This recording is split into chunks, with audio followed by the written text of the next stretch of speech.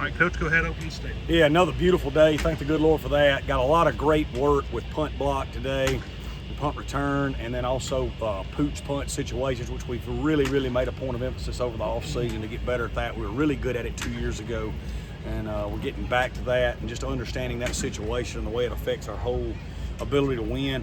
Thought it was I thought our communication on the back end on defense was much better today. I think our eyes are getting better, and it should be, right? They're playing together more. They're getting more reps, and it's good to see growth, though. It's good to see them communicating and understanding where to go next.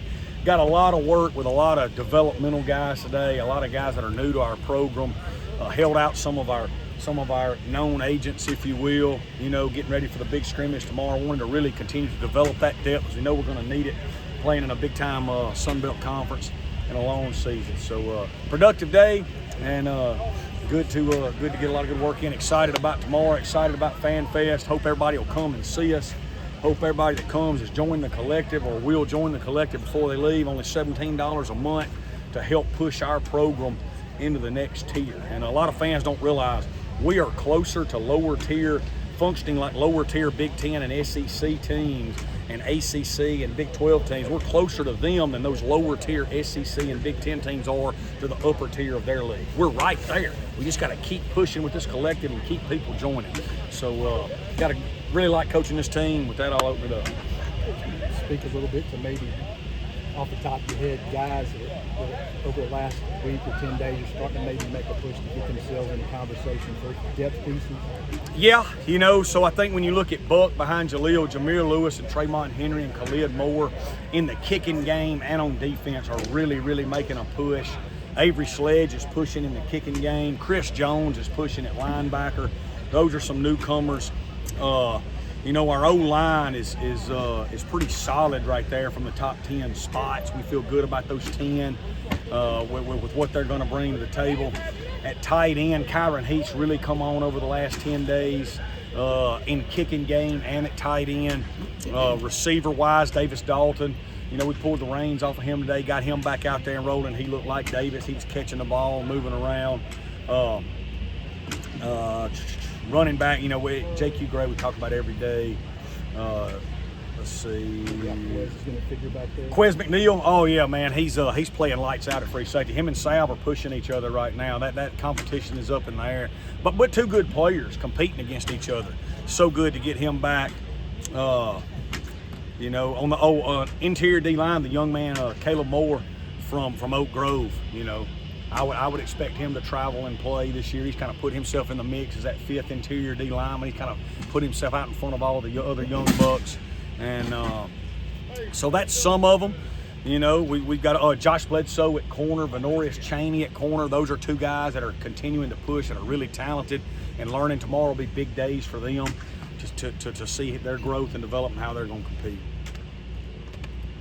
Now that you're, most of the way through fall camp, how has the team just kind of responded since the death of MJ Daniels and kind of rallied around that? Yeah, well, I'm in the foxhole with them. Y'all see it and watch it. What do y'all think? I think it's something, when you lose a loved one, I think it's something that there's a hole there that's never replaced.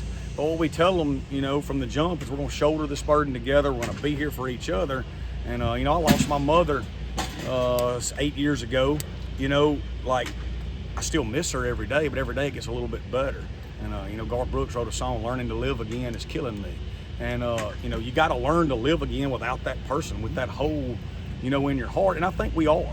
That don't mean we don't miss MJ. That don't mean we don't think about him. That don't mean we don't at times. Hey, and let me tell you something nobody's talked about because he's such a great kid and such a tragedy. That sucker was a dadgum awesome football player, too. He's probably the best free safety in this league. And so there was a void there that we had to fill as well. So, but I miss him every day. I love him every day. But we've got to continue to move on. That's what MJ would want us to do. He would want us to chase our goals, chase our dreams. He came here to get this program turned back around, and I like this football team. I think they're driven to do that.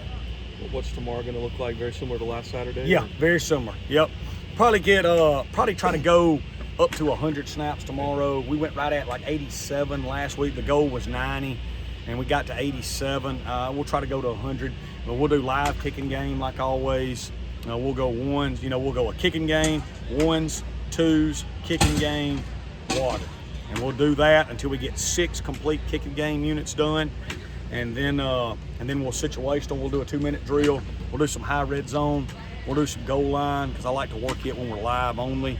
And then depending on the snap count, we may go back and move the field a little more like we did last week, depending on where we're at with the snap count. Is there maybe anything you look for differently on the second scrimmage compared to the first one?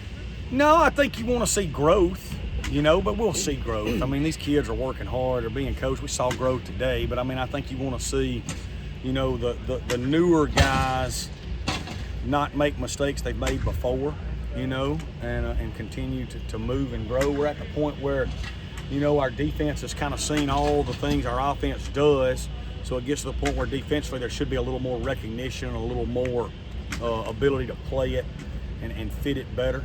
You would think that's usually what comes along as the more you go against each other, the advantage swings more and more to the defense. The more you go with each other. So I expect our kids to have their eyes right and play fast tomorrow. Good work over there. Where's TK with his knees? And, TK Keys?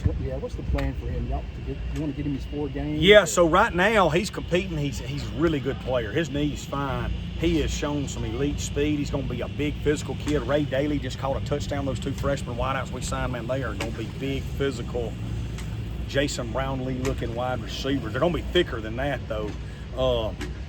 TK right now, is competing to get in the mix and play. We've got some older guys in front of him. If he gets in the mix, he's better than them. He'll play. If not, then me, Glenn. I don't ever want to do a kid wrong. We're gonna try to take care of him and play him in 4 and red shirt. But right now, man, he's still pushing. The shirts you guys are wearing that say they don't know. Yeah. What's the story with those? Yeah, it's a tip of the hat back to 2011. Coach Fedora and that bunch. Coach Fedora was going into year 4. Coach Fedora had the #1 recruiting class in their conference. We had kind of been stagnant for a few years, and they had those shirts that year, and it played into the Houston game, the conference title game late in the year, where nobody gave them a chance, and they played Southern Miss football all year long, 12 wins, and got this thing back rolling like it's supposed to be. And in a lot of ways, we feel like we're in a similar situation. I'm in year 4. We've had unbelievable recruiting classes, #1 class in this league coming off of it. We feel like nobody outside of this building knows who we are. We think we're judged off our past, not by our present. And so it's kind of a tip of the cap. Me, man, since I've been here, I've tried to embrace traditions and bring things back and reestablish our brand. And that was another way to do it, with this bunch, and tip of the hat to them. Good. Off of that, was thinking, did y'all ever have the time to sit down and to show some clips of that Houston game to these kids based off what was expected of that team, coming into that season? We haven't done that yet. Of course I have, and some of the staff has, and I've talked to Coach Fedora. Of course, Peter Bain, our collective, in charge of the collective, who's extremely close to our players. He was on that team. He shared some of that with them. And so they've heard about it. We've talked about it. When we gave the shirts out, we did a whole presentation that night. We didn't show the game, but we talked about what that shirt meant and how it developed and why it's so similar to where we're at right now. Thank you, Coach. Appreciate you guys.